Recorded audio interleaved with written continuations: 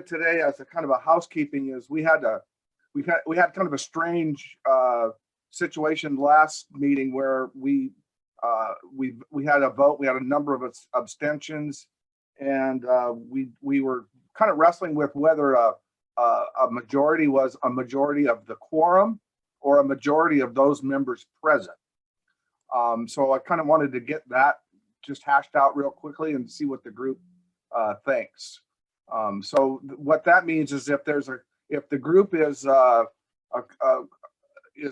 let's say the group was 21 people, it would be 11 people would be a majority of that.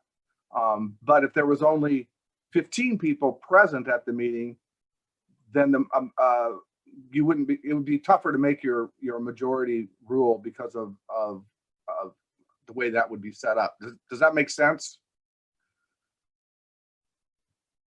So I guess we need to just decide which way we want to go. Do we want to use a majority of the quorum of the whole of the committee, or do we want to use a majority of the members present at the meeting voting? Michael Lillquist. I'm sorry, poking around the internet, looking at Robert's Rules of Orders newly revised on quorum. They recommend that the bylaws should specify it, and it should be approximately the largest number that can be depended upon to attend any meeting except in bad weather or unfavorable circumstances. So they're suggesting that the quorum number should be determined not on some theoretical maximum, but more like a typical number, which we probably had present at that meeting as a typical number. Emily. Yeah, just I haven't looked at the roster recently, but it seems to me that we have some folks who regularly don't attend, and that it is more effective if we clean up our roster to then initiate a process by which to effectively do voting.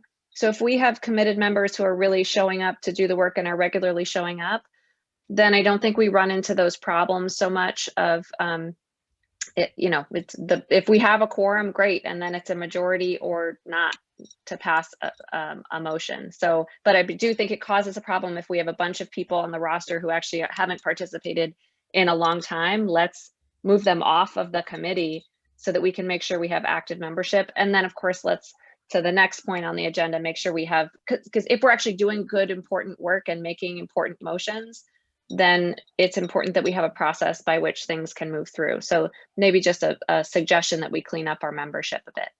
So we did work on that about what, Kathy, 3 months ago. We sent out letters to folks that were regularly not attending and asked about their status. And I just don't know that we've gotten all that back yet, but yeah, I agree that we wanted to do that as well. So I agree with that.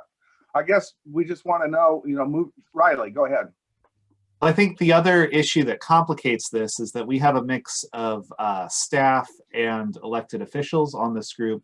And part of the challenge with the vote last time was that many members of the staff abstained because it was innately becoming a political discussion. And as paid staff, you're not necessarily empowered to have political opinions. I try to avoid having political opinions at all times. So I think that is a challenge that will not be able to be resolved through bylaws. But I think it's just important to acknowledge that you have some people on this committee that cannot weigh in that capacity. Yes, I respect that opinion for sure. Emily?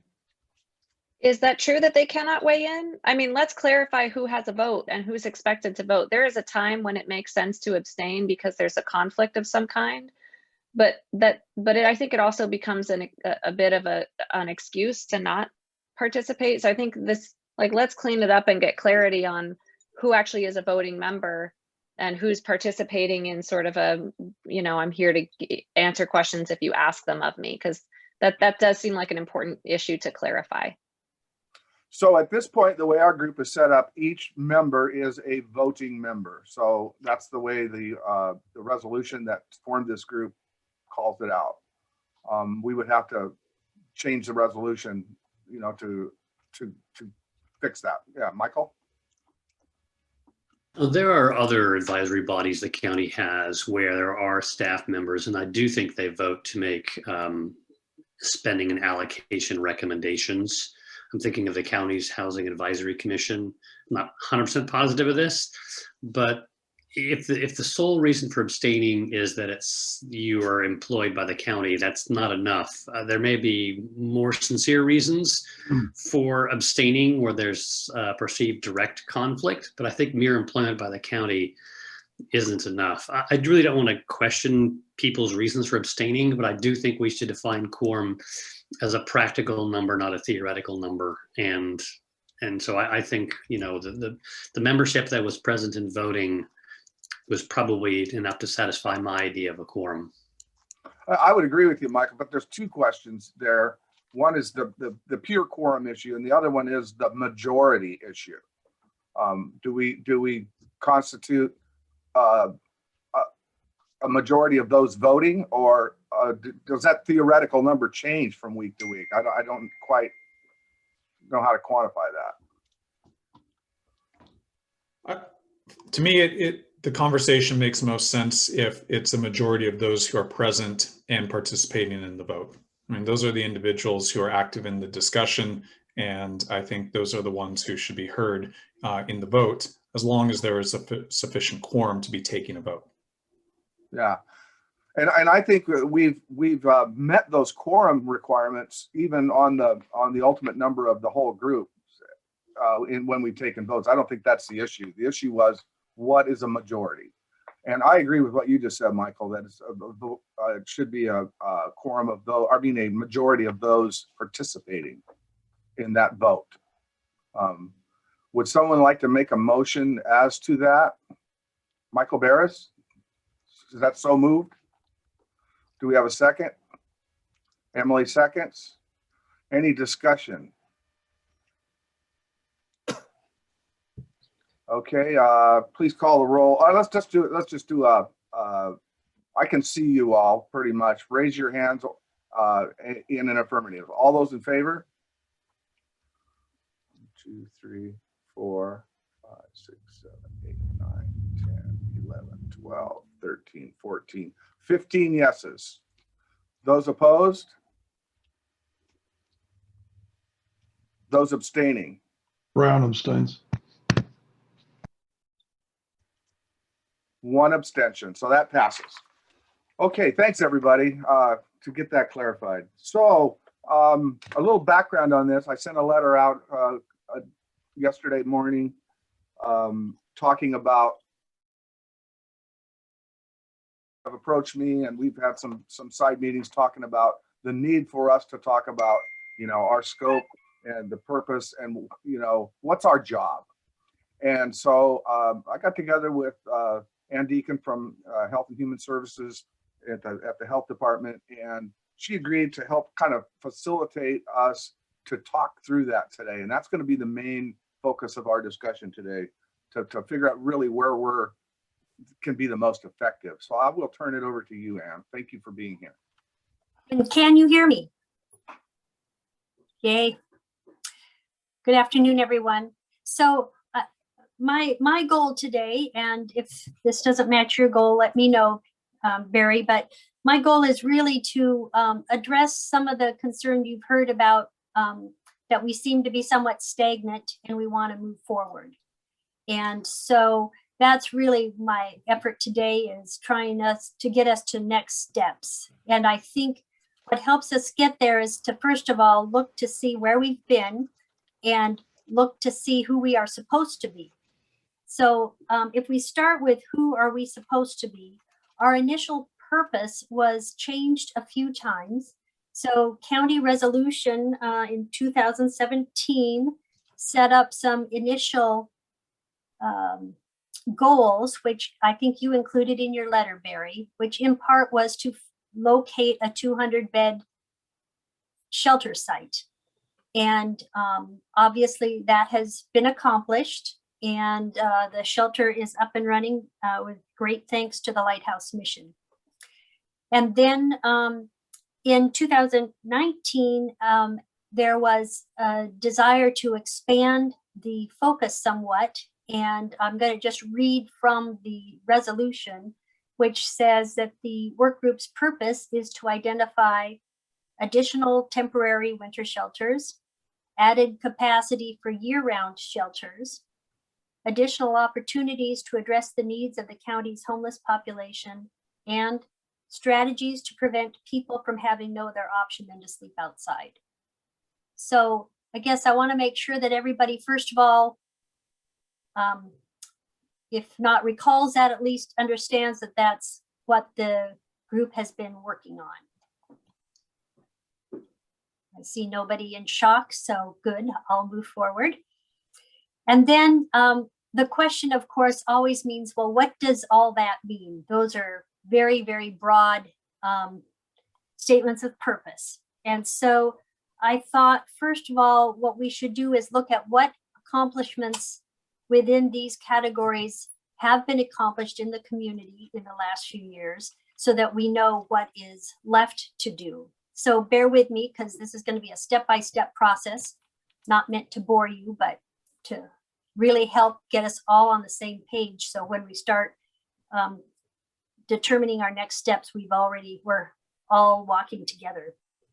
So first of all, if we look at accomplishments, and typically this is when I get up on the whiteboard and write it out as we go, but I don't have a whiteboard, and so I will want you to help participate here. In addition to the 200-bed shelter that the Lighthouse Mission is now operating at base camp, we also in that shelter created another request by the community for many years, which was laundry services for guests at the facility, as well as showers and the ability to address your personal hygiene in a private space. So, and then obviously warm food, that's always important. So those things have been accomplished. Some other things that were looked at over the last few years and accomplished were some tiny homes, a different type of shelter. We do know that at least in the world of housing and homelessness, when people are staying at the mission or another congregate shelter, or if they are in tiny homes, they are still considered homeless. So the tiny homes are not housing. Sometimes the field calls them wooden tents. Obviously, especially here where we have a strong nor'easter, wooden tents are by far better than tents that are not wooden, but they're still shelters. People are still considered homeless. But it is an alternative to a congregate setting. And there has been efforts by Homes Now to create some of those tiny villages. The city, and I don't see staff on the call, but I has a respondent that they are working with to perhaps expand upon other kinds of similar shelters. And Mayor Fleetwood, if you want to say anything more about that, feel free. I don't want to overstep my bounds here. No, it's known. We had an RFQ, and we'll be putting out a press release to this effect soon, indicating that we're going to partner with Lehigh, based in Seattle, and Road to Home, local organization, for a tiny home encampment at a location to be determined. We want to engage with them and learn more about particular needs. And we believe that that would go online and become operational. It's been funded to a large extent by our council, and that would become operational in May for about, I think, did I say around 40 beds or so? And that would be year round, not just winter months, correct? That's the present intention. Great, thank you. And then we also had a very time-limited task force with a specific goal of creating policies and procedures used countywide for severe weather shelters. So different from winter overflow shelters, but when weather got significantly serious, mostly in the winter, that there were some agreed upon standards upon when those shelters would open, and system to communicate to the public which shelters are open. Last winter, that did occur. We did follow those standards. We had more than enough shelter to offer anyone who wanted it, to include specialized shelters, some for elderly women, another shelters for families with children. So we did meet that need for those who wanted to take us up on that offer. This year, those same efforts were put into place, not as successful because the volunteers who helped to support those severe weather shelters last year had concerns about COVID transmission, and we did not have volunteers step up. We do not believe next year that will be the case. By then, the vaccine will be widely distributed. We'll have a lot more PPE and other protective mechanisms in place. And we assume that once again, the severe weather shelter protocols will be in place. Marcus, you wanted to add something? Yes, hi. I just want to say that it needs to be a matter of record, because it has been said every time this is brought up. To say that there was more than enough shelters for everybody last winter is very disingenuous, because we all know the amount of people who are really homeless out here. Of course, we didn't have those beds available. The people who did not take advantage of those shelters simply did not know about them, because we had a real communication problem. Even when people were trying to take people to shelters, they were, physically having an advocate take them to a shelter. There was a problem. There were problems getting people into those shelters then. And then we used those numbers to base this year's numbers on, and it's not reflective of real numbers at all. So Marcus, I just want to clarify that I was talking about severe weather shelters separate from winter overflow shelters. And if there are process issues, that would be different than capacity issues. Not to be ignored, just want to clarify what the issues are. So we had I'm just trying to clarify the number. Severe weather shelters open last year that were not at capacity. That's right. So those are some of the strategies that I've just listed that have occurred since the homeless strategies began. And I believe the other thing that did occur but did not produce results was an RFP or RFQ by the city of Bellingham for a safe parking, another alternative strategy for helping people living unsheltered, and that there were no responses to that effort to try to get a secure parking process. Anything I missed there, the mayor? No, that's accurate. Thanks. So it is important to acknowledge the efforts made, not that we pat ourselves on our back and say we're done, but it is important in order to keep our sights forward that we can accomplish things as a community, and we need to be aware that we do have some power to do so. And so in that, I also want us to make sure that we recognize the partners that have been doing this work, because as we talk about next steps, we also have to figure out who are the people who can actually get things done.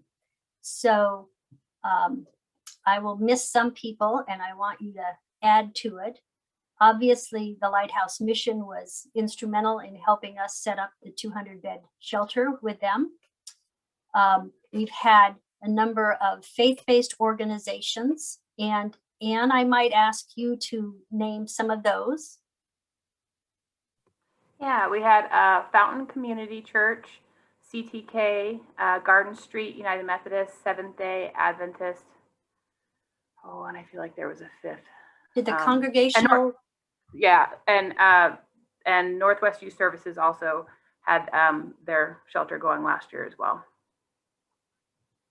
And who did and obviously we had Homes Now, very active last year, and in the past few years, sounds like we have new partners in the Low Income Housing Institute.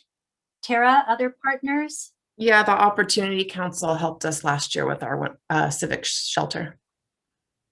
Our overflow winter shelter. Thank you. And then I think the other partners obviously are the city and the county have put financial resources as well as significant time and effort in planning for some of these. As we said before, some came to fruition and some did not, but I want to make sure that we keep in our minds as we talk later today about who the partners are that we've been able to get things done. I also want to recognize some of the housing partners that actually help us get some of our vulnerable people, especially our families with children, into motels during the winter months, which for us has always been a pretty significant goal. It was many years ago that the county council at least instructed us county staff that they don't want to see any children living in cars ever. So obviously Lydia Place has been a great partner in that, the Opportunity Council as well. And I think those, have I missed any major partners who have helped us get some of these things done? We mentioned Northwest Youth Services. Okay, so thinking now of what we've actually been able to accomplish, who's helped us accomplish that, then I want us to start setting our sights forward and looking at some general goals for this committee, not only in the immediate future, but in the long-term future. And obviously the county's role in its plan to end homelessness is really about permanent supportive housing. We've never taken a large role in shelters other than setting up some specialty shelters.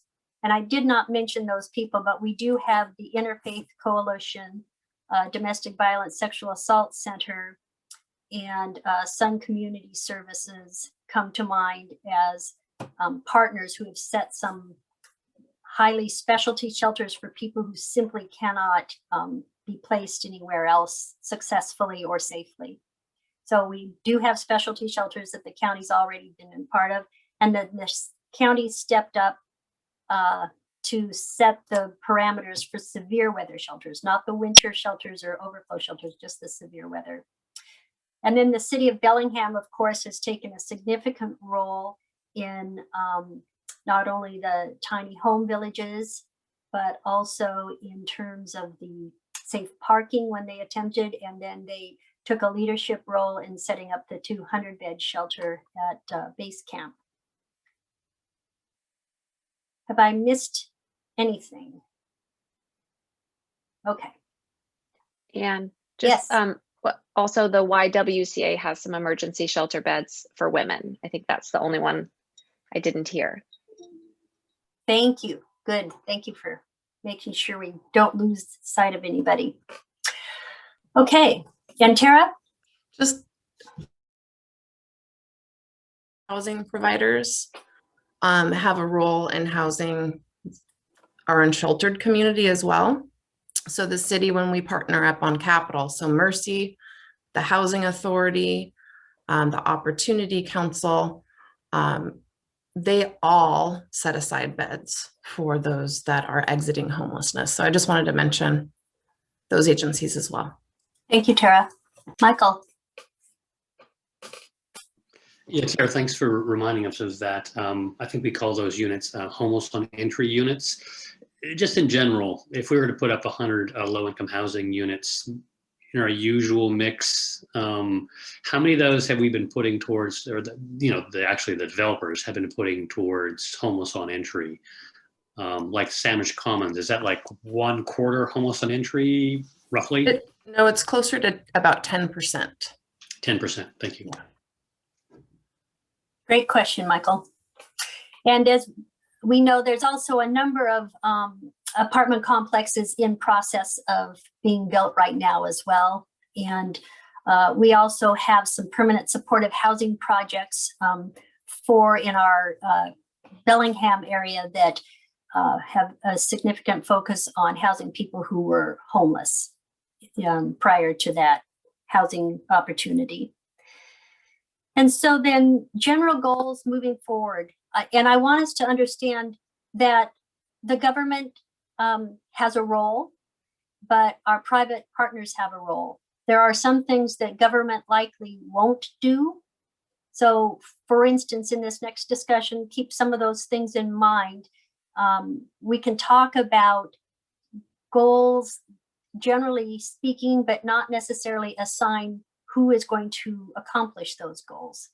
So for instance, county staff would never recommend to our elected officials that we buy a hotel and just put people in there with no particular rules.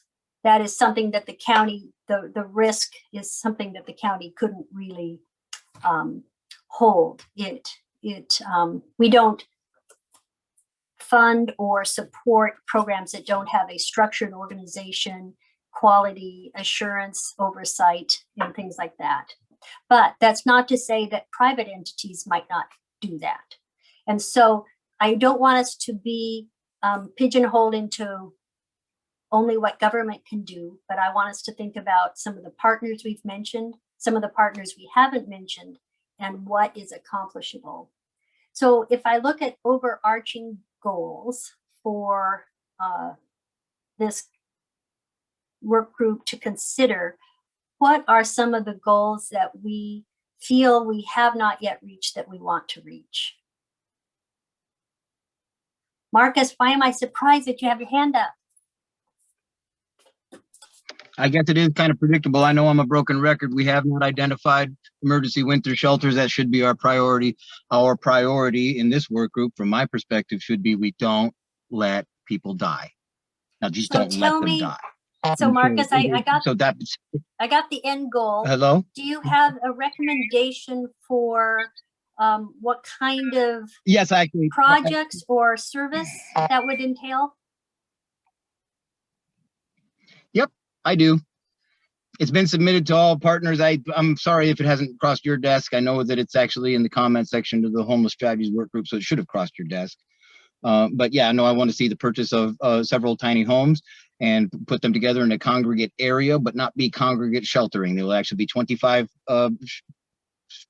units per little small village in a large lot, where we will definitely need some social services. We will sort them there, and we will issue RFPs from there after they've been sorted a little bit. Figure out what their needs are. If they have caseworkers, get them hooked up with it. Do the stuff, the bare minimum of what we're supposed to do as government and as providers. Then the lift does become the RFPs for people to come forward and try to do that sheltering. But to wait on an RFP in the case where we've already missed one cold weather event where we blew it. We were supposed to have identified that emergency winter shelter, and it fell below 28 degrees and nothing happened except people almost died. And so I don't want to see any more of that. That should be our priority. Marcus, yeah, I'm going to interrupt you just because I want to make sure we don't lose sight of the recommendation or the goal. Okay, well, you asked. So your goal is more tiny homes, but set up in a different configuration than we have, so that it sounds like really we could add capacity by doing that, by having sections of tiny homes with some congregate areas for things, I assume meals, hygiene, etc. Is that correct? Yep. Okay, got it. Very much like the Homes Now model with Unity Village or with Swift Haven, to have a kitchen area, bathroom, showers, the amenities. Thank you. And other thoughts in terms of goals, Michael?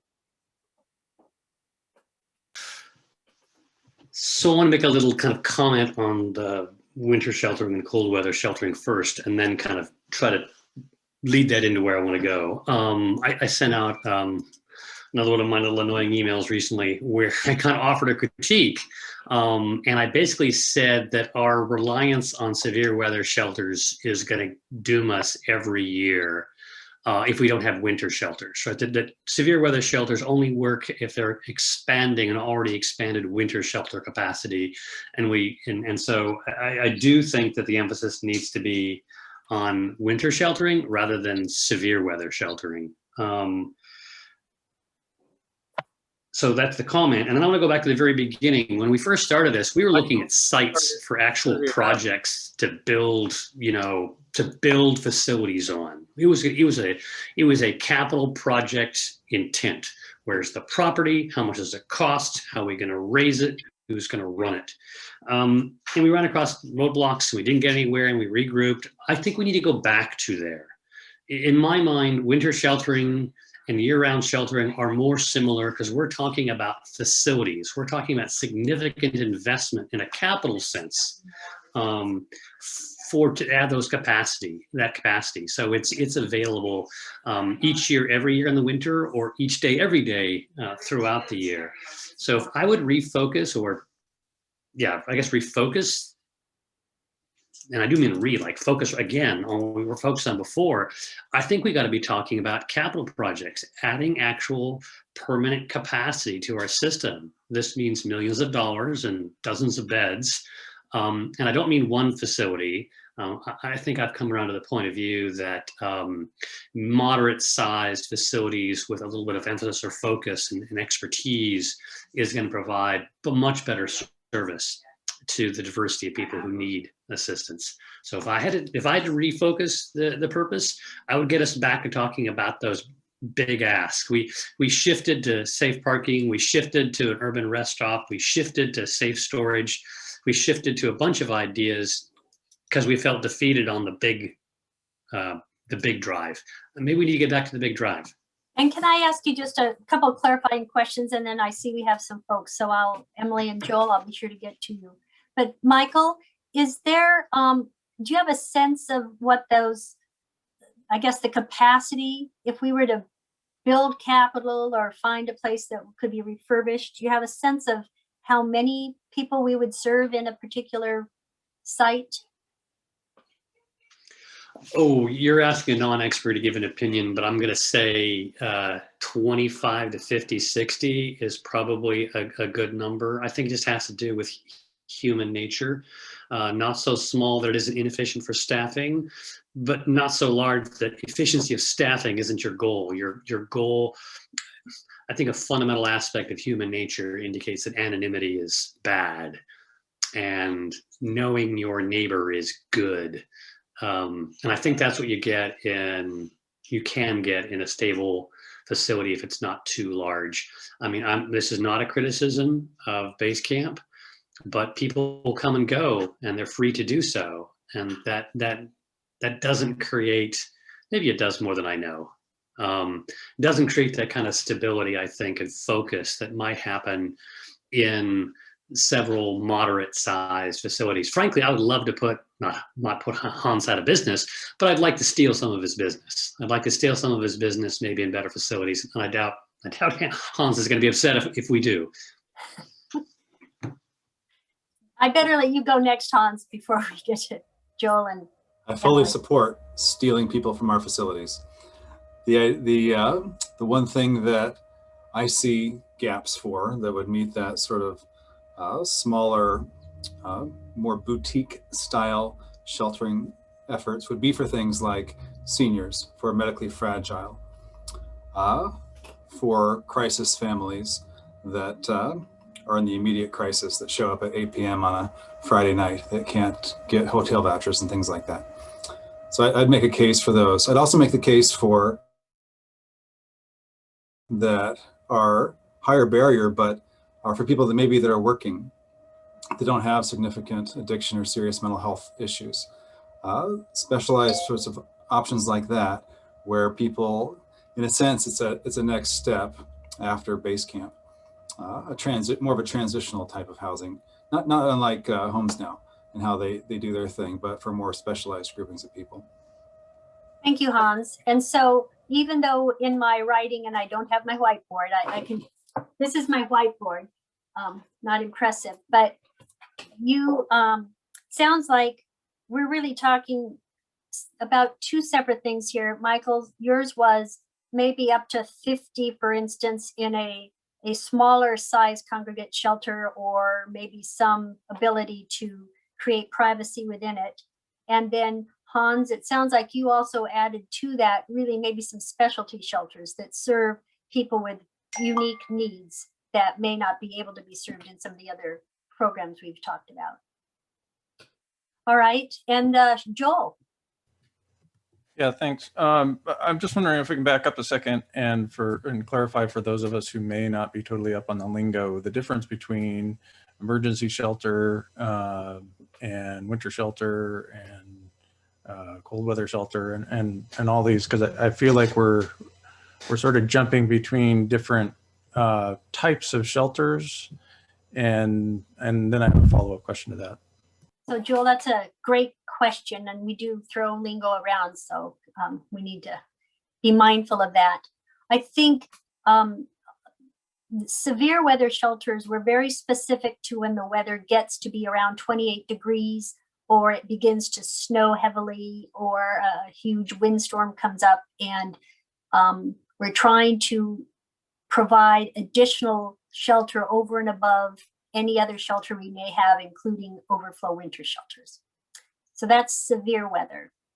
And then winter shelters is really knowing that some people may not want to use shelter services during the nice months of the year, but during the winter time when it's a bit more harsh to live unsheltered, they choose to come indoors. So those are our winter overflow shelters. So did that help? The defining factor is like the temperature, or? Yes. Okay. And the season. Okay. So my follow-up question is, it sounds like from our discussion so far, maybe trying to pull us back on defining a purpose here. I think there's really two sort of general categories that we've sort of, like you said, we've broadened our scope to the point that I feel like we're just sort of playing whack-a-mole with all these different ideas and things. And I think it's important that we start, we decide on something to narrow in on and just focus on that. And it sounds to me like most that's focusing on winter shelter and the existing emergency, as opposed to actual strategies for, working toward permanent supportive housing and actually addressing homelessness, which I think is a completely separate strategy and methodology. And it sounds like there are maybe other groups that are working on that. So Joel, that's a great distinction. So yes, there is a Whatcom County Housing Advisory Committee that's purpose is to work on housing, both affordable housing for people who are unstable in their current housing, as well as housing for people who have been homeless, including those who have been homeless for a very long time. And that is a committee that is working specifically on permanent solutions. My understanding, and in reading the resolution, was that the Homeless Strategies Work Group was really trying to address some emergent issues relative to shelters. And not that we would not be working with the other entities that are working on permanent housing, but that this had a more specific role. And in that role, my effort today in terms of getting some of these major goals on paper is for us to then begin to hone in on what are we going to work on and in what order, if that helps. Because I hear what you've said and others that we feel like sometimes we're going around and round. And so I think it's helpful for us to make sure, first of all, that everybody's ideas in front of us so that all of us are heard, and then that we make some decisions about how are we going to move forward and what partners are we going to work with. Emily, and then Dean, and then Michael Barris. Thanks, Ann. And then Riley. I think this is a important conversation, and I guess it also feels like we're having a conversation with incomplete information. And that's not a comment about what you're giving us, Ann. I mean, us as a work group, we aren't given like, here's the resources you have to work with. How should we strategize emergency shelter, right? So Ann, you're asking a really open-ended question about like, what should we focus on? But I feel like it needs to come within the context of the larger housing system and the system issues. And otherwise we're going to keep chasing a moving target. The need is going to keep getting bigger And every year we will be short more emergency shelter and more severe weather shelter.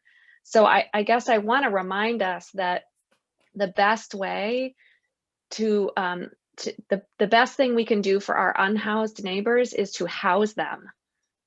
And we have to keep making big investments in the housing system in order to not just always need more and more emergency shelter capacity. And so I want us to have a balanced conversation. I'm afraid if this work group is just narrowly looking at emergency shelter, we're going to miss like the opportunities to really look at the systems that are perpetuating the need for this shelter.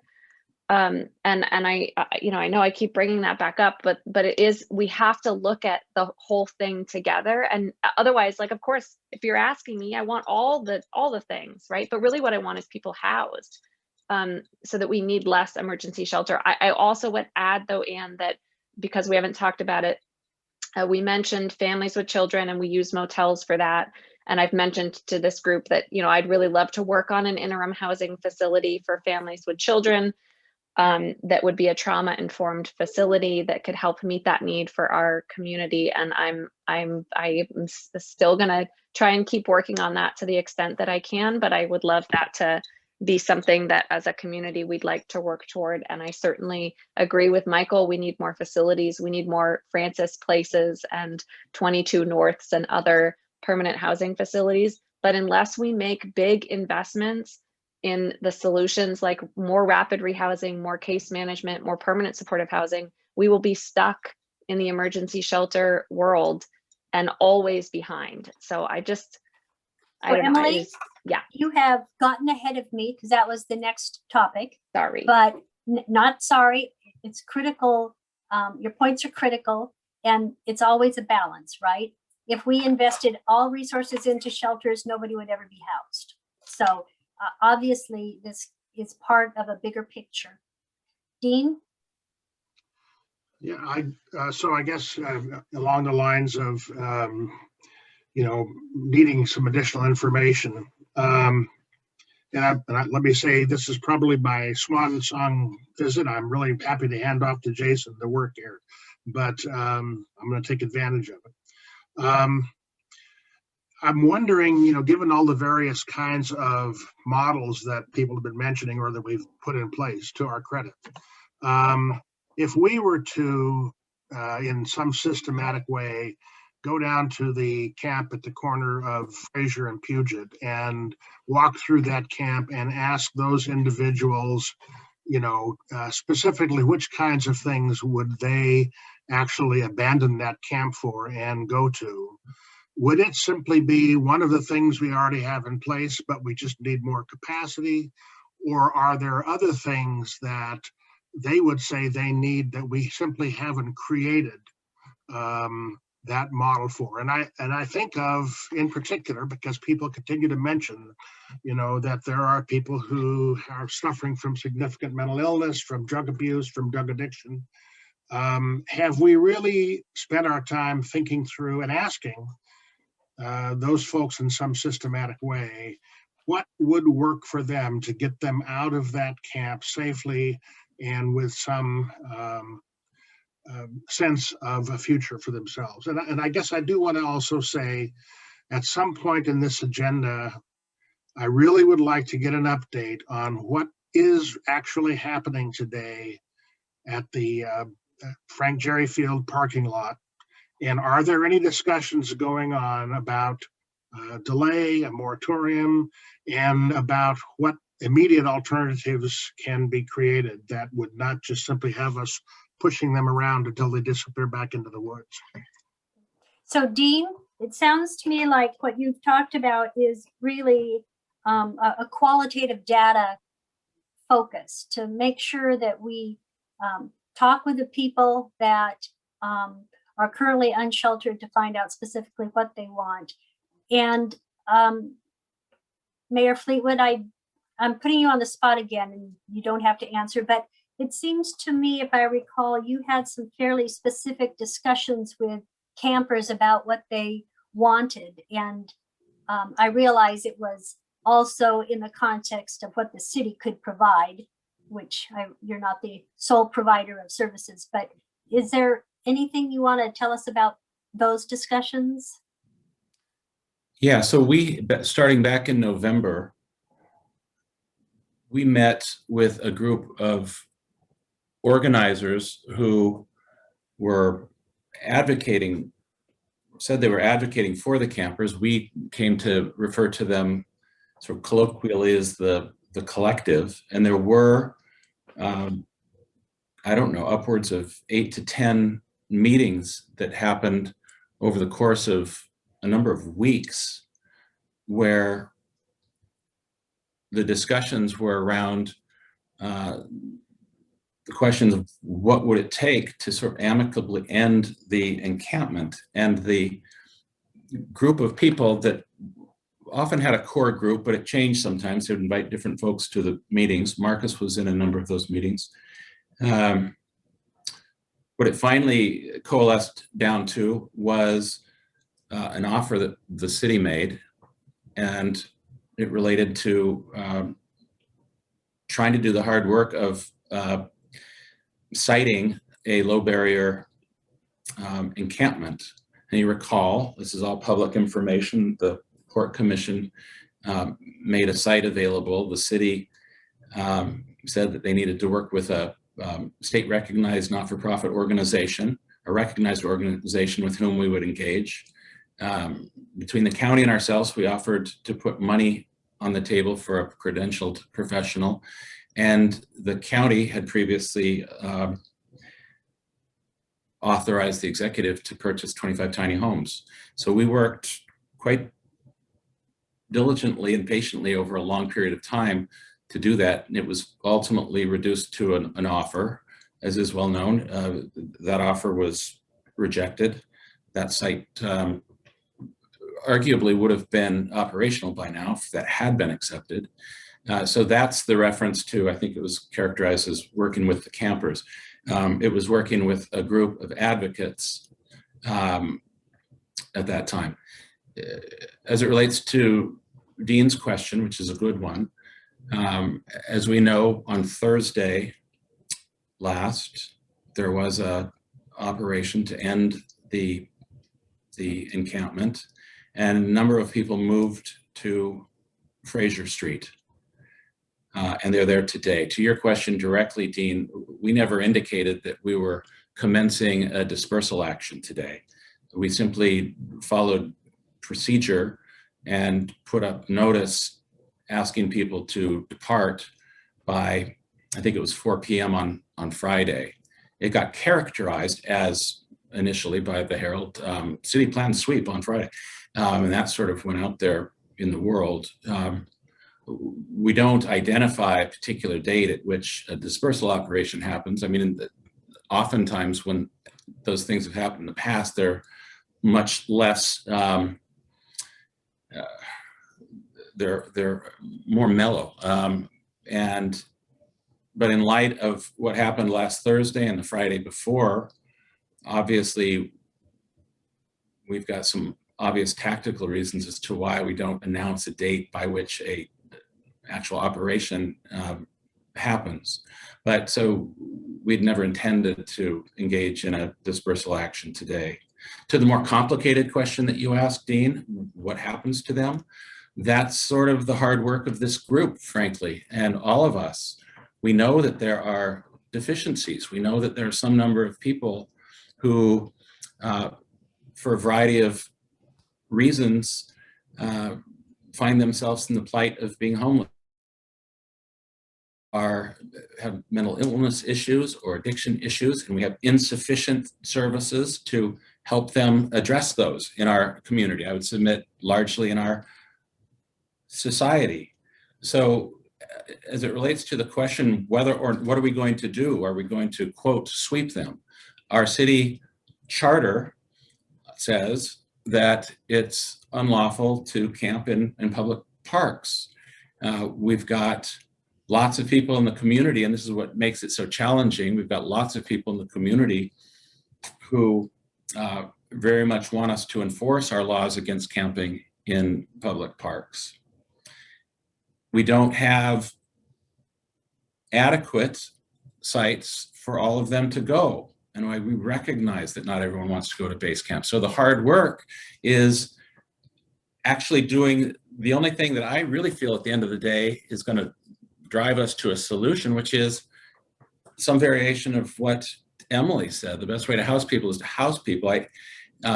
Recognizing Anne's admonition that a tiny shelter is not a house, but it's certainly better than, quote, being in the woods. And I've observed amongst all of us that there seems to be, and maybe this is an appropriate question for this group to bless whether or not this is in fact is an appropriate thing, but I sense there's a paradigm shift just in the last 6 months as it relates to acceptance of establishing tiny home encampments and local government helping to support them by, among other things, purchasing tiny home shelters.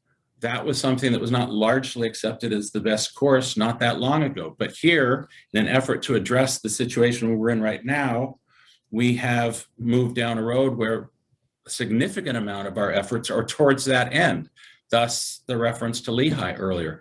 Thus, what we did regarding Swift Haven and that effort. Thus, the effort relating to trying to do an encampment on Cornwall. So back to the question of what do you intend to do as it relates to a cleanup and the request that you joined, Dean, to establish a permanent policy barring cleanups. It seems to me that that is a policy question for the council. It's the council that establishes our Bellingham Municipal Code. I'm bound by charter to uphold the laws of the city of Bellingham. And I will just say, for anyone who thinks it's simple, and I don't think anyone does, it's really challenging. Every single public place that we could identify in this entire city has a large constituency against having an encampment. So as it relates to a permanent policy barring cleanups, as the title indicates, it's a policy issue, and it seems to me appropriate for policymakers to engage on. Seth, I want to pull us back on track, although thank you for answering Dean's question. So, Ann, I have a comment related to putting us back on track, I believe, because I think what I heard Seth say was that it does seem to be within the purview of this group to also be thinking about alternatives other than bricks and mortar that we might need to consider. And, you know, I didn't mean to put you on the defensive, Seth, if that's how it made you feel. But I think we're all doing really tremendous work. I think we're really facing a very practical and immediate problem right now. And I'm just wondering whether this is the right venue to have the conversation about these very emergent issues, or whether, we should be taking up the offer of others within the community who I've understood are saying, we'd like to convene a conversation. And I think Emily has suggested that she might like to be a part of that discussion. I've seen Heather Flaherty put out a notice that she'd like to support a discussion. So that the fundamental question is this the right venue to be having a discussion about more of the non-bricks and mortar social kinds of strategies for dealing with those emergent situations? And I don't think I used the word sweep, by the way. Could I just very briefly follow up? I just provided that summary, Dean, because I felt the group might want to hear it. So yeah, sure. No effort, no intention on my part to sound defensive. Thank you. And so let me say this. I have Michael Barris still, and I have Riley, and I have Marcus, and I have Barry. And I think that back to what we were talking about earlier, in terms of some of those discussions, whether or not we have them in this group, I think that's certainly a goal that I'm going to add to our list.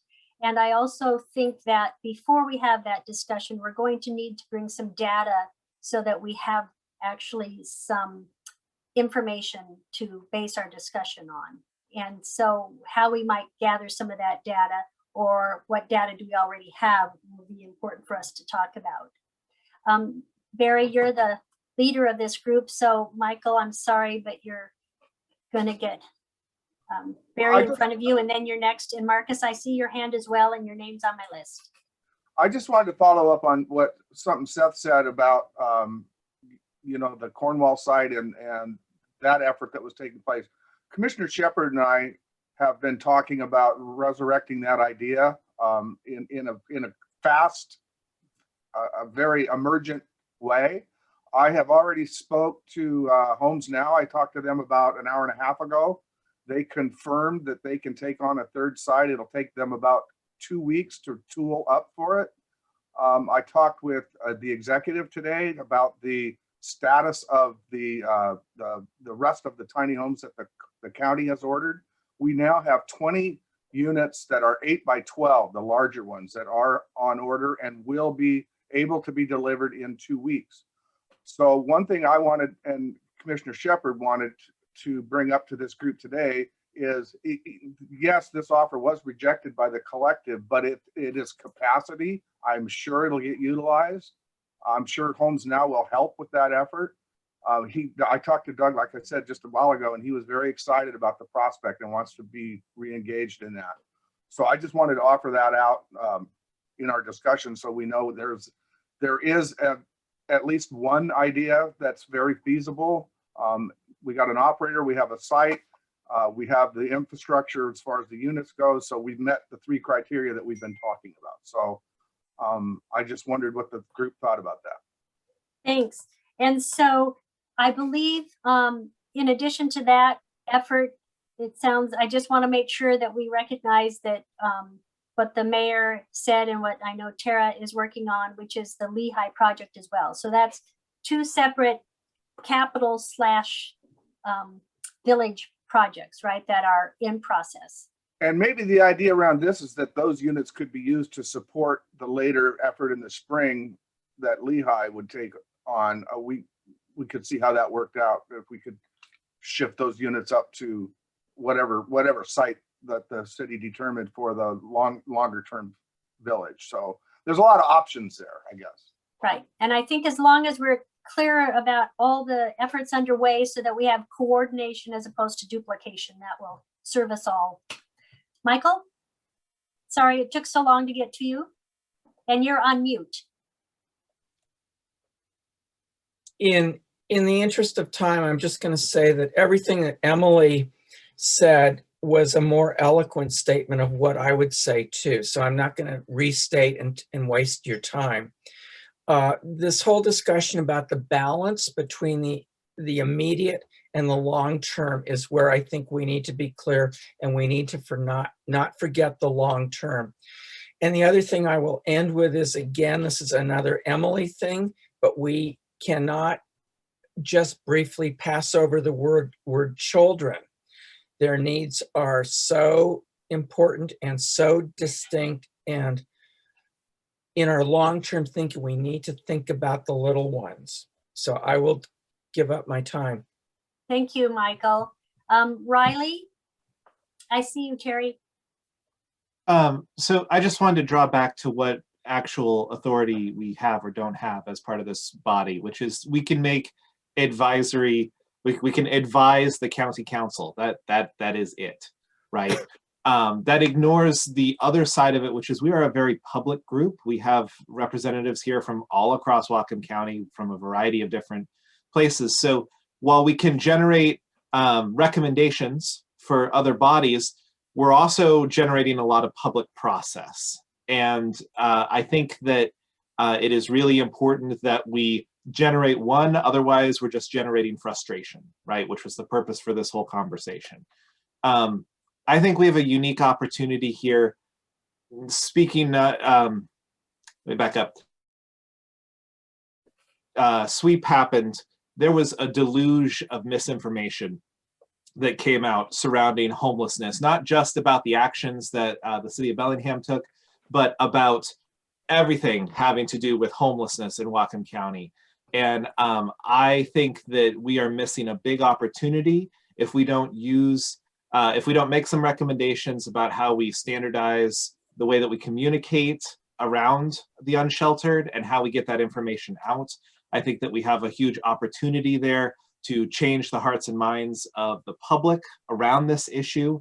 And I think that if we simply focus on the actions that we take and not how we talk about it, we are missing a big part of the pie. And I just didn't want that to get lost in the shuffle. It has been added to the goals, and Riley, you make a great point, it is very dangerous to create solutions when you haven't identified the problem correctly. And so part of our job is to identify it and then communicate not only the problems, but the solutions that we're working on. Yes. Thank you so much for that. And Marcus, I'm going to let Terry go in front of you just because she hasn't spoken yet. And then you're next, and then Mike. I'll be quick. Riley, thank you. I agree with everything you said there. I appreciate it. And I want to echo Emily and Michael Barris about looking at families with children. Motels are not an appropriate shelter for families with children. They're expensive. We should think about how we're allocating or suggesting allocation for that type of shelter and how it could be better spent on a facility. That's all I have. Marcus? Yeah, please bear with me. It's a little bit to unpack. Right now, I'm currently down here. For those of you who are curious about what's happening down here at the camp, there it is. Things seem to be humming along pretty well there. They're taking care of each other. It's community. They care about each other. They don't have toilets. They don't have water. If the health department isn't going to help make that happen for them, the city's not going to help make that happen for them. Right now, it's being used as what looks like a bargaining tool. I think it's gross. I'm going to say that. I think we need to identify emergency winter shelter a little better. I want to hearken to it that I believe that while we are advisory to the county council to make recommendations there, I want to acknowledge that it was this group that actually set the temperature barrier for where our winter sheltering would happen, which has already happened back December 21st for us too, and we failed on that. But because we haven't identified emergency winter shelters. And so the plan that I have submitted is not only reflective of emergency winter sheltering in a COVID. Before I do that, I'd like to also redefine. We need to define. Do I need to make a motion? I want a definition on whether or not we should define emergency winter shelter as it's winter. We're in an emergency. We're in a pandemic emergency. These people don't have their needs met. Many bathrooms are closed all over town. Lots of their resources have been cut off. They had a hard time this summer. And now they've come into when they came into City Hall, they came in with nothing covered with mud. We have to acknowledge that. These are longtime residents. These are the people who cannot go to base camp that everybody told you about for years. Well, Marcus, I just want to focus you because I've got other people. I'm really not quite finished, Ann. Thank you. I understand. I'm just hoping to get to a point that we can actually use. Great. Wow. Wow. Okay, look, Ann, the temperature thing is wrong. We did that arbitrarily as a body. The health department was the numbers that were the number that we came up with on the temperature barrier was arbitrarily based on budget to the health department. I remember that definitely. It had nothing to do with what the temperature is. A human being starts to suffer duress. And I move that we redefine emergency winter sheltering under a pandemic to also be emergency while the pandemic is enacted. So that's my movement right now. Would anybody like to second that? Please. Emily, is that a second? No? All right, there is not a second noticed, so that motion will not be heard. But let me just clarify something because I think this goes back to what you were saying, Joel, which is that you were asking about what do the different shelters mean. And so we are using really two different terms, and I hear a different one from you, Marcus. So let's be clear about that. First of all, the severe weather shelter was actually not, those protocols were not created by this group. I actually facilitated that process It was a separate task force with a very, very narrow focus and a very narrow timeline.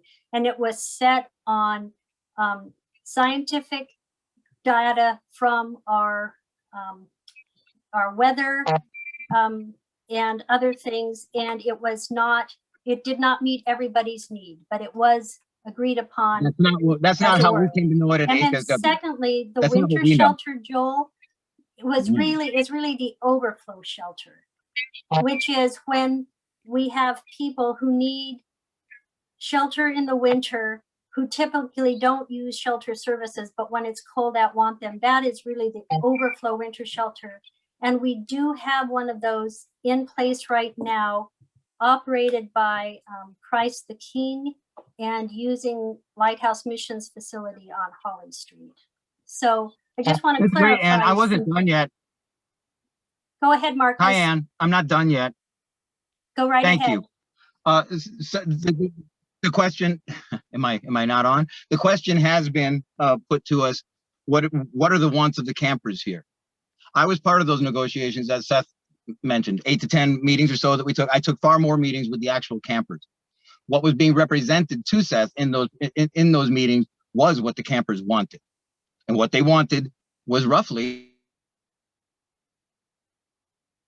Marcus, you have frozen on us. So are you back with us? I'm sorry, I Yes, can't hear you. I don't know what happened there, but Hey. again, it has been identified by the representatives of the campers in negotiations with Seth what their wants were. 25 shelters was not going to come anywhere near to what they needed. Everyone presumed that they would be able to go into base camp. They of course cannot or will not. There's a gentleman I met here the other day at this camp who had a bag of weed in his bag, and he's banned for 30 days of commission. 30 days. That's February. That's the entirety of February, guys. That is not okay.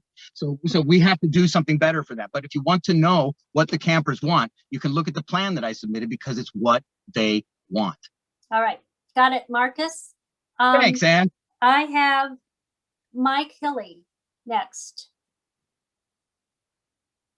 Yeah, thanks, Ed.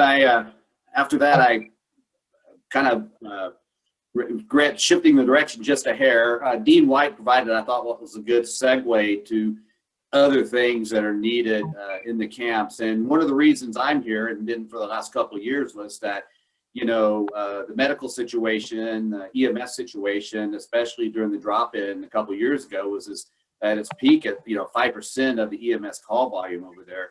So to address some of those needs, we upstaffed 3 community paramedics. We added on caseworkers from the GRACE program, and they're working that hard. However, things have changed a bit, and I know that to get people to out of the camp, out of the streets, is to et cetera, et cetera. And so one of the representations from my office was, what can EMS do out in the field, out in the street, to sort of build that confidence, build those bridges, direct to better medical care, while taking that burden off the emergency departments and stuff like that. So I think as we talk about overarching goals of the group and some of the areas that we can work on, the medical issues in the camps from the youth all the way up could be addressed. And there's some options and ideas for maybe potentially some street medicine out there, some groups that might be able to help. But I'd like to somehow work that into the conversation agenda, which 2 years ago, once I joined, that was one of the aspects we were looking at, which is how can we make people more medically stable, build that confidence, build the relationships, get people out there in the camps and know what those things are that they need, and then try to move people to supportive housing in those ways. So I would just like to keep that on the radar. It's been a difficult conversation to interject that in right now with all the tensions going on, but I would hope we could look at that. All right, so I have added that to the list, Michael, and then I want to wrap us up so we can start getting to action steps. So Emily and then Michael Shepherd.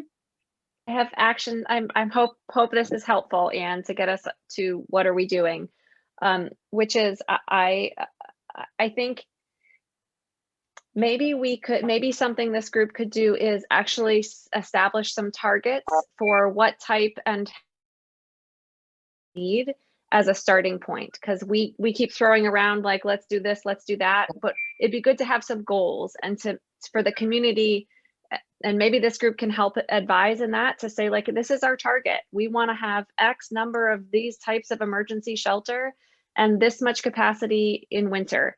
Maybe that's something that would be useful, so that we aren't constantly fighting about what is enough. And so that's just an idea I have for something we could, like a starting point for us.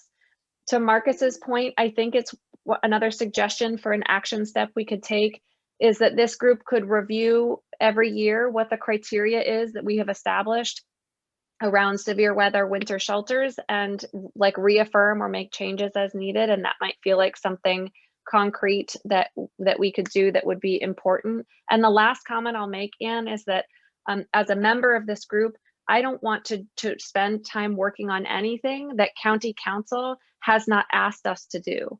So I would like affirmation from county council before we try and do any work. I want to know it's going to mean something, that it has been asked for, and that it's going to be useful. So if there's ideas generated here, I would like to be able to send them as offerings to county council and have them say, yes, please go do these things, because we're going to then do something with the recommendations that you make. Otherwise, I feel like we spend a lot of time talking about or making recommendations that maybe haven't even been asked of us. Thank you, Emily. And Michael? Yeah, I was just wondering if we're able to focus on kind of those short term and long term. You know, I think we're trying to do both at the same time. And for me, sometimes it feels like we stumble over, is this an emergency or severe or a winter? And really, if we're meeting throughout the year, we're going to have those emergent needs or those short-term needs. And I really like trying to be able to connect those to some concrete goals, like Emily just suggested, whether that's goals around specific capacity. You know, are we trying to double the amount of tiny homes? That's a very reasonable goal. And we actually have a fairly short-term pathway to get there. And then those longer term goals, which we're also trying to put into place. And I think we can also map some of those very tangible goals to that. And that also enables us to kind of track some of those larger pieces of the puzzle that are floating out there, like the readaptation of the Aloha building on Samish. You know, those are those longer term projects that it's important to recognize both to ourselves and in that communication piece for the community. Thank you for that, Michael. So let's look at the things that we've talked about so far and try to categorize them so that we can determine next steps. So, and I'm going to do that in the sense of short-term versus long-term, and maybe that will also help us. So the first discussion was more tiny homes and more efforts to build communities in those tiny homes. And with that, I will just remind us, and maybe next week, if we don't have that number today, let's talk about how many we actually have in the pipeline, because we heard of 2 projects right now. Michael? Yeah, it seems like we're kind of moving into some of the action stages here of the discussion. So I'm wondering if I could put forward a motion that was about those specific tiny homes in the short term. Yes, I wasn't quite into action. I was really summarizing some of our overarching goals, but yes, please. So I was wanting to put forth a motion for to empower the city to identify an operator in the shortest time possible to make use of the property on Cornwall that the Port of Bellingham has made available, and to utilize the county resources to bring the necessary homes into use. So that's your recommendation to the county, and there's a second. And discussion, Michael, you're with the city. Well, I wholeheartedly support the motion, but I think it's kind of a little bit redundant. I think we're already wide open to any provider. I think the kind of to Dean's point, what are the people asking for? They're asking very often for a no barrier shelter. And I think that's one of the hitches. I think what's being talked about by Mr. Buchanan and Shepherd in the tiny homes is probably a low barrier shelter. So I think the city is already looking for an operator. I'm right here. I'm saying now, bring us an operator. Bring us just the minimal rules you need for safe operation, and I think the city's ready to talk with you. So I support this motion, but I do think that we're already open to it. So it'd be a nice affirmation of that. Yeah, Michael, you had to add something? I do recognize that the city has already been working on it, and I'm just trying to put a little bit of the feet to the fire again. And the Port Commission made that property available at our last meeting of December. So that was about the second week of December. And now we're into February. So I'm just wanting to bring it up and make sure that it's front and center on our ability to get that site program, because the Port Commission also did put a time restriction on the ability for that site to be used, which is concurrent with the declaration of a pandemic emergency in our community. So wanting to make sure that the site can be used within the time frame that the Port Commission has identified. So Mayor Fleetwood or Tara Sundin, is there any reason not to go forward with this? Is there something, a piece of information we don't have? Well, it's the nature of engaging in complicated deals in public setting like this. There's a variety of things that are being considered and in the works involving a variety of parties. And of course, we, for obvious reasons, don't negotiate all those things in public. And so it puts us in a little bit of an odd position, because there are some things that I think our council would probably want to understand. I would abstain from that vote, not because I don't support it. I put a considerable amount of my heart and soul into that effort for weeks unending, with a challenging group of people, to say the least, who would negotiate with different people live streaming to their constituency. So it's a sort of a new thing for me. I guess maybe that shows my age, and this is but so I appreciate that effort. I recognize why that is perceived as a potential solution to a immediate issue. I see the linkage and the correlation and why it would be proposed. The position we've taken in the time since our offer was rejected was, if a recognized organization comes forward with a good faith, serious proposal, we, the city, will consider it and make some determinations.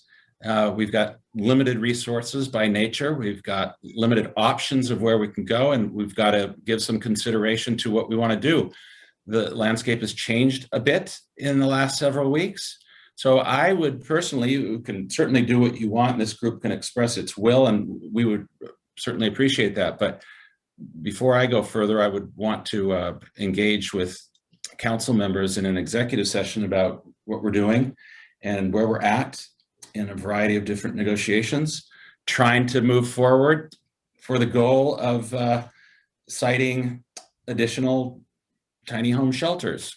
And just to go back to an observation that was made by several people in this group, there is an appropriate role, it seems to me, if directions given by the county council, to consider the question of where we draw that line. I mentioned this 2 weeks ago, where we draw that line between housing first and permanent housing and all the efforts relating to that, and how much do we allocate towards the emergency sheltering and that part of the continuum over here. It's an important question. And so I'll probably defer and look forward to speaking with Michael. He's only one person here. We've got other council members that would want to engage in where we're at, and make some decisions very soon. So I think you make a good point, Mary, in that we know that the city as well as the county are engaged in a number of efforts that can't be talked about publicly until they can be.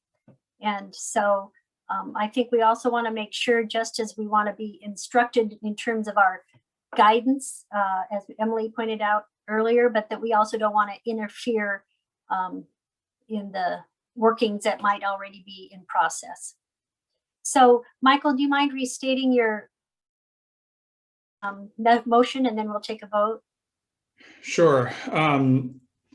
My motion was to encourage the city of Bellingham to identify an operator to make use of the site on Cornwall that the Port Commission made available with participation by the county council in providing the shelters. And it was seconded. And Barry, do you want to manage the vote? Sure. Let's just try to do a raise your hand in your window vote. I can follow that with this smaller group. So all those in favor, hold your hand in front of your camera. 1, 2, 3, 4, 5, 6, 7, 8, 9, 10, 11, 12, 13, 14, 15. Okay, we got 15 yeses. Those opposed? Barry Brown votes yes. I'm not on the camera. Okay, 16 yeses. And for the record, Barry, abstaining solely for the benefit of giving our council an opportunity to. Oh yeah, no, I was going to call for abstentions. Okay. So those voting no? I'm going to say no, but only because I want to support the city and the work that's currently happening right now. I do support this, but I know they're also working on it. So just do that. Okay. So 1 no vote. Any others? Abstentions then? Mayor Fleetwood? Yeah. Okay, that passes 16 to 1 to 1. So let's see what we can accomplish here, folks. Okay, all right. Back to you. Thank you. And so moving us forward then, and this is more about process than identifying action steps today in terms of actual projects. But it sounds to me like we have some overarching ideas that we are going to take a look at, but not vote on yet because we have some more work to do first. But it sounds like tiny homes in terms of short term. It sounds like specialty shelters that are probably more long term. And we mentioned some of those: families with children, elderly, medically fragile, interim housing for families with children, which is even separate from shelters, but something a little even more permanent. And that's probably a long term. And then sounds like short term is really communication. And Riley, your points about that, I think, need to be addressed sooner rather than later. Making sure that we understand the problem, that we communicate that well, and that we also understand what some of the solutions are based on the science that has been researching that. And then addressing health and medical issues seems like that would be important ASAP, and we have the ability to do that. So I put that in the short-term category. And then finally, which is getting us to the next steps, is before we start looking at projects, solutions, it sounds to me like we need more qualitative data, meaning what do we know about the people that are currently unsheltered or even sheltered that will help us determine how to move forward. Sounds like Marcus said he has already offered something in that regard. I know that we have a number of outreach teams who have that information. And then I think we have to talk with some people that may not have been talked with yet who would have this information. Obviously, people living in these unsheltered situations. So Michael Lillquist and then Michael Shepard. And you're on mute. There we go. Several years ago, under the previous mayor, Mayor Linville, there was an estimate made for the number of additional shelter beds that were needed. Maybe Tara can remember. It kind of doesn't matter. It needs to be revisited. But I think the number was like 250, that basically we had to at least double our capacity. I think at that time it didn't distinguish between the particular populations, which maybe can be served better in specialized facilities that are more suitable. I don't know. I don't think it broke out families with children at all, for example. But maybe some of that work could be resurrected, or at least someone could remind us how the city came up with that estimate. This goes to Emily's point. Do we even have a target for sheltering. Because if we can get a target for sheltering and talk about how to meet that target, then maybe we can pivot quickly back to the longer term solutions for housing and services.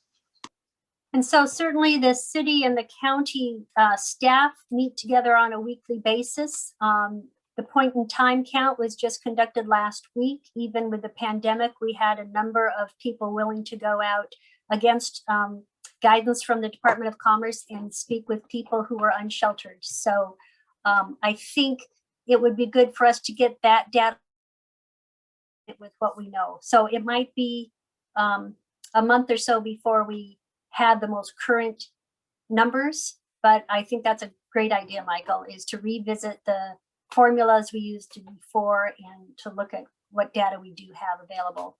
But since it was just last week that we did the point in time count, I don't want to jump too far ahead of that. I'd like us to get that information. So thank you. Michael Shepard? Yeah, the question for another short-term issue, just trying to brainstorm about ways we can help that community who is in the at the field and the tents. Are we able to utilize any space within the Byron Street facility for immediate sheltering needs for that population?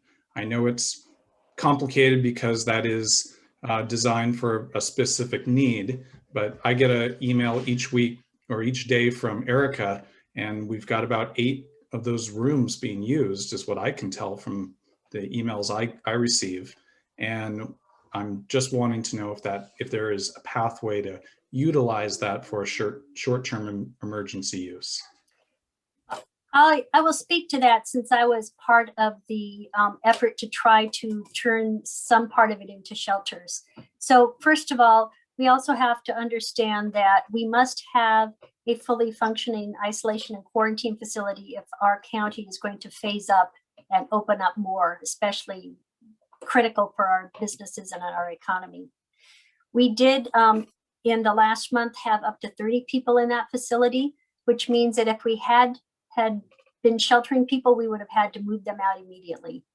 So it isn't, first of all, to combine the two is difficult because there's no assurance that somebody who's unpacked all their things and moved in doesn't get removed the next day.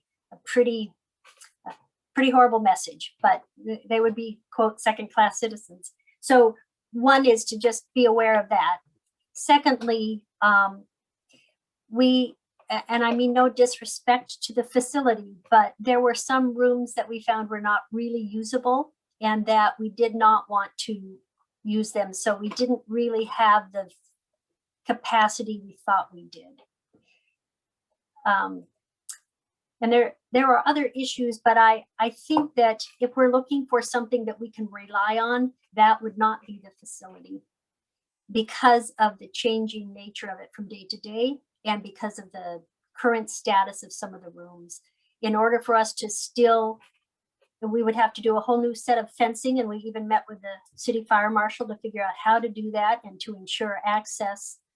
Even with that, the rooms that would be available then for the isolation and quarantine facility might not be rooms that people would want to stay in, and then they wouldn't remain isolated or quarantined. So we had challenges, and in the end, found that it was more effective to put money into motels, even though there's an expense to it, but that's what the county chose to do, is we put more money into motels. Michael Lillquist. Yeah, thanks, Michael, for bringing this up. And Ann, you did a good job. I know this county look at this. I recently talked to some county council members about, and the county executive about revisiting this. I think that if its purpose was framed differently, it still might be a useful addition to sheltering. So instead of trying to put 50 people there in a low barrier shelter, maybe consider it more like a dozen and an adjunct to the motel voucher system. In other words, the sort of people that might go to be a motel might be the sort of people that would be appropriate to put into part of this repurposed motel, right? So maybe a scaled down version that was more tightly integrated with, the populations that are already going to motels might be an appropriate use for it. It's a reduced use. It's not as ambitious, but maybe it's also more doable. because yeah, you've identified, Ann, a number of problems if we went whole hog. So for example, if you don't go whole hog and we leave ourselves adequate room as an isolation facility, right, it doesn't threaten that primary use. So I would hope that could be revisited as a new idea, maybe scaled down and maybe more realistic. So let me move us forward. Marcus, you want to weigh in here a second? Sure. I just want to make sure that, just to be clear, it was always my understanding. I always felt that, and I'm pretty sure this is all of our understanding, that one of the primary functions of this group is to indeed identify winter sheltering. And part of that is the emergency or cold weather sheltering. And I hope that today that we can decide that that should still be our primary function, because we don't let people die. And then we worry about it. Secondly, we need to actually identify that today. We need to identify that shelter today, because this group was charged with that and we failed to do so. And so I believe that it is our goal. It should be our burning goal to get that done right now. We need to identify that shelter. So I think that's a great segue into this next issue that I want us to address today, which is acknowledging partners who can help us meet these goals, including the one that Marcus just said. So I stated earlier that city governments, county governments can do a certain amount, but not all. I think we also need to figure out, are there other partners that could not only act quickly, but also could be partnering with us in the long term? And I want to bring up a couple forums that are currently operational for this group to consider in terms of expanding partnerships. One is there is a homeless coalition in this community, and it is a broad representative group of people who have lived experience, who are providers of service, who are concerned citizens. It meets on a regular basis, and it is a coalition that not only discusses kind of the status of the situation today, but there's a lot of partners in that coalition who are also problem solvers. So that is one forum where perhaps we could have some of our members be more active in that homeless coalition to really understand all the efforts underway and to maybe help us figure out where there might be new avenues that we could partner with.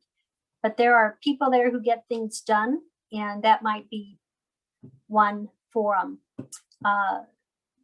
The homeless or the Whatcom County Housing Advisory Committee was another mentioned entity that is a committee in the county that has been set by interlocal agreement among all 7 cities in the county. It has representation on it from elected officials from the county, the city of Bellingham, and staff from city of Bellingham and the small cities as well. It has housing advocates. It has housing industry folks on it. So we talk a lot about affordable housing and, long-term permanent solutions for housing, and homeless advocates as well. So that's another committee that does a lot of the work. It certainly does a lot of the funding recommendations, and it uses the local plan to end homelessness that has been created by the county and approved by the county council. So it's based on science-based strategies. So those are some forums currently in place that I think we should also consider how the homeless strategies work can be more integrated and coordinated with the efforts, so that rather than duplicating efforts, that we are clear about not only what role we might take specifically relative to those other 2 organizations, but also how we can coordinate our efforts as well. Joel?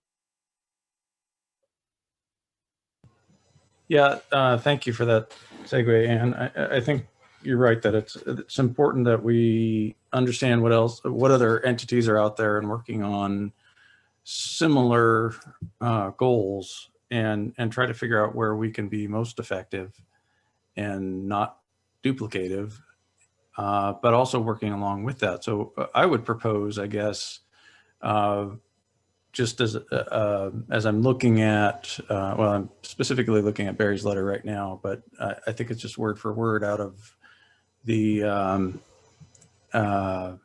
resolution,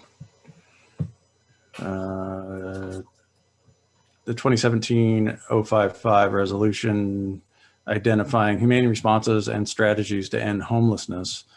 It sounds like it's more the purview of this group to focus on shelters and emergency housing as opposed to strategies to end homelessness. So I'm wondering if we want to more like aligning with strategies to end homelessness identified by these other groups. And I don't know what others think about that. I'm just trying to sort of figure out how to narrow our scope so that we can get work done.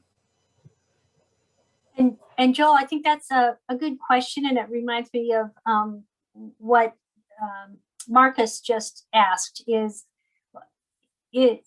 So I guess my question to this group is this the group that's going to figure out how to house all the people who are unsheltered tonight, or to shelter them? Is this the group that has the expertise to get that work done?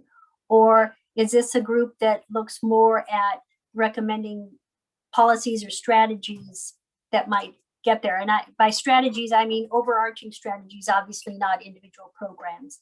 So maybe I can throw that out back to this group that certainly in terms of the resolution, the purpose was really to identify potential winter shelters and capacity for year-round shelters, and maybe some strategies, but not necessarily to solve the problems itself, which is why I brought up the issue here of discussing who are partners that can actually get us from point A to point B.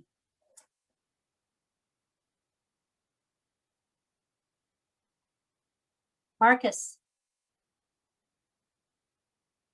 I'm really sorry, guys. I don't think that partners are necessary to identify emergency winter sheltering. We don't let people die. I really want to stress that. That is our job here. That's what I signed up for. That's what the charter of the group is about. And the next steps to that, Marcus, are so I was I think we all heard that one. I think for me, I'm asking about the next steps. So yes, I don't think anyone here would disagree with that overarching goal. The question for me is, how do we get there? And do we get there by doing the work ourselves here? Or do we make sure that we identify partners that can do so? Because certainly it sounds like the city and the county and the port already have some solutions in process, but it won't change anything tonight. And so those are some of my questions. These are not easy questions, and I actually don't have the answers, but I really want to figure out how can we be useful. Michael? I think committees by their nature move kind of slowly. I think that's the reason why we have staff. Hopefully those staff have not only authority, but resources to get the work done. I don't think you should rely on a committee for something you want done in 2 weeks' time or 2 days' time. So I wish it would be able to get further along in our work a year ago, right? I mean, I think we're moving slower than we'd like to move, but we're never going to move that fast. I hope we can move on the order of weeks rather than months or years, but we're not going to move fast enough to deal with immediate concerns. I'm hoping and believing that county council, city council, county executive, city mayor, we already kind of have the charge to look for increasing winter capacity immediately. So I don't think this group should get into trying to do something fast. That's not our role. We're a recommending body. We meet every other week. Yeah, I don't think I'd look to us for fast action. Okay, thanks. Other thoughts about that? Marcus? I move that we buy the 50 tiny homes prefabricated, as readily available as we can sleuth them out locally, as cheap as we can and as fast as we can, to get them here, to get the sheltering done that we all need to know how to. We all know it needs to happen, but we don't all know how it's going to happen. I think we can all agree that tiny home shelters are something that will be happening in Bellingham.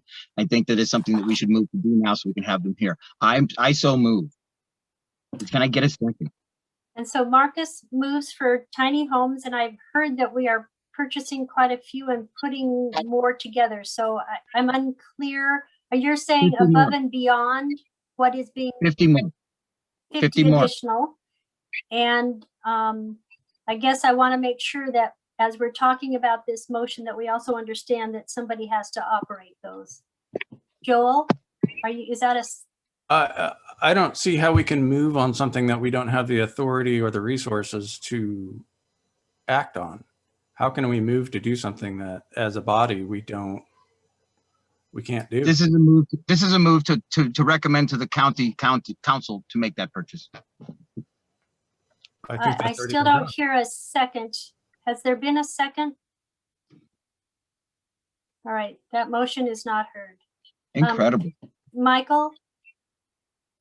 Well, let me reframe what I think Marcus was suggesting. Marcus is suggesting that this advisory body believes in tiny homes as a solution enough that we think the county should go ahead and acquire the tiny homes before any other details are worked out.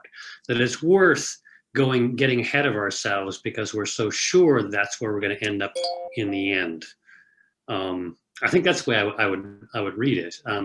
Mayor Fleetwood indicates that there has been, I think, a reorientation, a recognition that tiny homes can work. They were tried and untried and untested in our community before. Now they've got some track record. So does this advisory body feel that track record is enough to warrant advising the county to go ahead and buy tiny homes now before we have locations, before we have operators, before we know where they can be put, because we think it's a good bet? I think that's the way I would rephrase Marcus's suggestion, and I think it's worth debating. And so I withdraw my previous motion and I go with Michael's definition. And I would so move Michael's definition. So you're moving Michael's words. Yep. And Michael Barris? And you're on mute, Michael. And we have a lot of Michaels. I just want to point that out. I'll second for the sake of discussion. Right. Michael Lilliquist's rephrasing of Marcus's original words. And I just want to say that you guys are pulling me off course here. That we've got 12 minutes left. Not that we aren't going to discuss this, we are. But I also want us to think about who we're going to coordinate with and how we're going to move forward. And it's more of a process question, but I want this work group to be effective. And we aren't in isolation. We only are if we're working with the people doing the work. And so discussion about Marcus's motion. Anne. Hey there. So a couple things come to mind around this. It's my understanding that we already have 25 that are operational with the Swift Haven that have happened. And we just heard about the other 25 that are looking to potentially have that site at the port, which is great. One of the things 40 or so with Lehigh. Yeah, and then the 40 or so with Lehigh. One of the things I was noticing is the numbers at base camp. I know that it's not for everybody, is what we've heard over and over. But the week, November 13th, their numbers at base camp, which is the week that the Camp 210 started up, there were 196 folks staying at base camp that night. And last night there were 155 folks staying there. So I'm not, a data expert, but I would say there is some kind of correlation there to me. So if we've already built capacity for another 50 that are coming online, and then in the spring, there will be another 40 or so. And then I know the shelter is not ideal, but I also see a really broad spectrum in our housing services. We've got permanent housing, rapid rehousing. There are so many other pieces we need to be looking at as well. I think we made some pretty substantial moves in the emergency shelter space, and there is still a 40 beds at the Mission and 40 less people than there were the week that the encampment started. And the overflow shelter currently operational if needed, which is another 39. All right. Barry? Could we get Michael Lilliquist to restate his version of that motion? So if you could do that, I'd appreciate it, Michael. Shall I do that? So I believe the motion that Marcus wants to make is a recommendation to the county council to arrange further purchases of additional tiny homes, 50 additional tiny homes, comma, with the understanding that there is no identified site or operator or program for those tiny homes. Thank you. All right. Barry, you want to, oh, Joel, you want to speak before we take the motion? Yeah, I just want to say that I've been advocating for this since November, I think. So Marcus, I'm fully in favor of what you're saying. I just think we're getting off track and getting ahead of ourselves. That's all. And I voted for it. I seconded it and voted it for it last time, and I will do so again. But I think it's out of our hands. We have very little power here. Mayor Playwood. I just feel duty bound to express a comment that our planning director has expressed before, which is that the tiny home aspect's the easy part. You just need councils to authorize some money if they're so inclined to do so, and they get ordered and they come. The hard part is site selection and operators. Thank you, which is really why I was trying to get us to talk about potential partners, because having tiny homes sitting in storage are not very helpful. And we have only a couple minutes left, and I really want us to have some next steps before we go forward. But Barry, I'll turn over the vote to you. Yes, with that, let's take a vote on the motion. So everybody's clear on it, correct? It's just been re-explained. So all those in favor of the motion, please raise your hand. 1, 2, 3, 4. Wait, excuse me. 1, 2, 3, 4, 5, 6. Those opposed? 1, 2, 3. 3 opposed. Brown abstains. 5, 6. Brown abstains. Okay, abstainers, please wait your turn. Put the nose up again, please. 1, 2, 3, 4, 5 no's. Okay, and abstentions, we have 1 with Mayor Fleetwood, 1 with Councilmember Brown. Jason, 3 abstentions.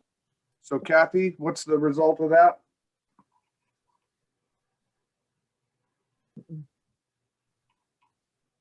So if I'm following, there were 6 in favor, 5 opposed, and 3 abstentions. And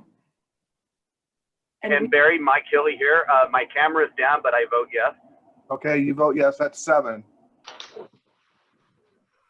I believe that motion passes. Is that correct? Well, I believe we voted earlier to have the majority of those present, right? Yes. Yes. And we have 1, 2, 3, 15 present. So that you would need 8 to So pass. that motion then fails. Correct. By So 1 vote. to wind us up then, Barry, Yes, let's go ahead and wind it up. I want to just have us talk about next steps in terms of process. How does this committee want to work moving forward? We already talked about the fact that some of the people on the committee, great passionate people, but some of the work certainly in the governments are done by the staff, and that certainly they could bring some more information here. We also have other partners in the community that have been putting together many of these programs and services, and to include shelters. So my question is really, do we want to consider having some of our people on this committee begin to participate in the Homeless Coalition to get more education? I am willing to work with my city partners on getting some more qualitative data, meaning putting to paper the information we know about the people who are unsheltered, and also quantitative data in terms of how many people do we have. And we would include with that families with children, not just the campers that are currently under consideration. So that's my recommendation right now, is that city and county staff bring some data back to this group, and that we give out information for not only the Housing Advisory Committee, but the homeless strategy, or the homeless coalition, for people to get more information. And I think relative to what was talked about before in terms of communication, Riley, I think having this group be a little bit more informed might be a good start to that. And those are two forums where there is a lot of accurate, up-to-date information being shared. How does the group feel about that? And Barry, tell me how you would like to proceed. Well, I think getting the summary of all the things that we talked about together and maybe making some recommendations on how we move forward would be helpful, because we got a little further down the road today than I had thought we would, which I'm very pleased that we did. But I don't think we've reached any final conclusions. I think that bringing back about our potential partnerships with folks and where we can go there is important. Michael, what's your view? Unmute, please. Sorry, sorry about that. I would like us to keep our charter as narrow as possible, so that each bit of information that came forward was intended for that decision. I think we've all agreed that it's really better to talk about housing, long-term solutions, about all the support systems that get at root causes. But our charter is about adding shelter capacity. And so I would like us to get staff information that helps us answer the questions on shelter, the need, the quantities, the populations, and then move towards talking about specific responses to sheltering. So paradoxically, I think sheltering is not the most important thing to talk about, but I do think that's what this group was charged with talking about. So to the degree to which we can, instead of morphing into a general homelessness forum, stay focused on that one piece, I think would be beneficial to getting something done and out the door and into the county council's lap. Mayor Fleetwood. I just want to apologize. I'm half an hour late for another meeting, and I must run. I know we're almost done. So thank you all. See you soon. Councilmember Brown, you're ghosting, but is your hand up? Yep. Okay, gotcha. Yeah, I just wanted to say that I know this is frustrating that we're not able to address this problem, but the problem effectively, but the solution has to be one that is acceptable to the entire community. And that's where the challenge is. Otherwise, it's not going to stay around. We could come up with a solution that will not survive the test of time. So that's what, to Mayor Fleetwood's comment, we have to find the right location, and we have to find the right operator in addition to housing. Okay, and you feel you have what you need so we can take this up again in 2 weeks? I have some marching orders and summaries, and I can work with Kathy on making sure they're in the minutes. And I can work with our city staff partners on gathering some information. Okay, Jason.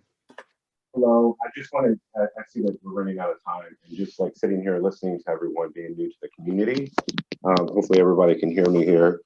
I just want to make sure I do state out that I think that there's some community healing that needs to happen from the trauma that young people, everyone experienced from last Thursday.